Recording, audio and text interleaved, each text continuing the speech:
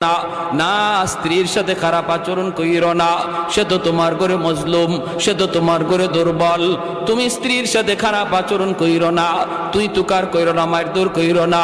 আল্লাহ বলে আশিরু হুন্না বিল মারুফ, তোমরা তোমাদের স্ত্রীদের সাথে ভালো আচরণ করো। আমি আল্লাহ তোমাদেরকে উপদেশ দিচ্ছি, কারণ এই মেয়েটা বাবার ঘরে ছিল, ভাইয়ের কাছে ছিল। মা বাবা ভাই বোন সব সাইরা স্বামীর হাত ধরে অচেনা অজানা জায়গার মধ্যে চলে এসেছে।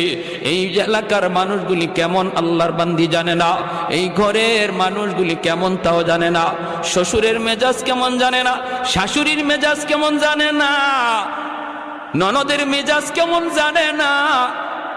সব কিছুকে মায়ার মানুষ, মহব্বতের মানুষগুলাকে পর কইরা অচেনা মানুষগুলিকে আপন বানাইয়া যেই মহিলাটা চিরদিনের জন্য স্বামীর হাত ধরে আসলো।